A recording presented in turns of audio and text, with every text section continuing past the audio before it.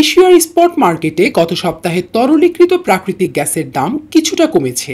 নিম্নমুখী চাহিদা ও পর্যাপ্ত মজুদ জ্বালানি পণ্যটির দাম কমার পেছনে ভূমিকা রেখেছে বলে জানিয়েছেন সংশ্লিষ্টরা। শিল্প সংশ্লিষ্ট সূত্র জানিয়েছে, উত্তর পূর্ব এশিয়ায় সেপ্টেম্বরে সরবরাহের চুক্তিতে গত সপ্তাহে প্রতি MMBTU এলএনজির গড় দাম ছিল $11.56।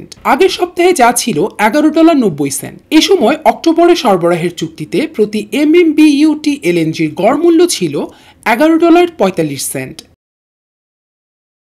চীনের বাজারে সীমিত আকারে এলএনজির চাহিদা বেড়েছে। আর্গাস জানায়, দেশটির রাষ্ট্রায়ত্ত জ্বালানি প্রতিষ্ঠান বেইজিং গ্যাস সম্প্রতি দুটি এলএনজি কার্গো কিনেছে।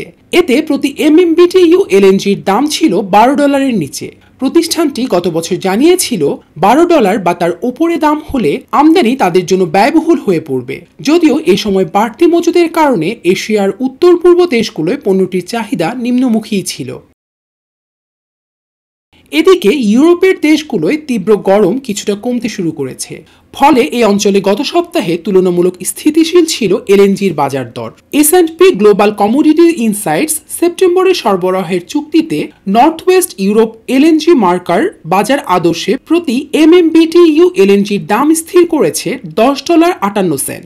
এটি TTF এ ভবিষ্যৎ সরবরাহের চুক্তিমূল্যের তুলনায় কম। আর্গাস গত সপ্তাহে প্রতি MMBTU এলএনজির মূল্য নির্ধারণ করেছে $10.54।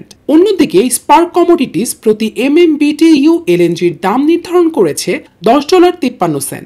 বাজার বিশ্লেষকরা জানিয়েছেন, সাধারণত পানামা খাল হয়ে এশিয়ার দেশগুলোয় পণ্য সরবরাহ বেশি হয়। তবে বর্তমানে যুক্তরাষ্ট্র থেকে এলএনজি রফতানিতে ইউরোপই বেশি লাভজনক গন্তব্যে পরিণত হয়েছে।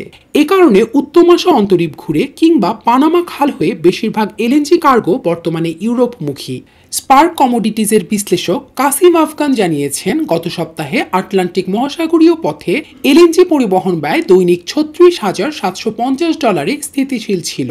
অন্যদিকে প্রশান্ত মহাসাগরীয় পথে এ সময় এলএনজি পরিবহন ব্যয় ছিল দৈনিক $33,250।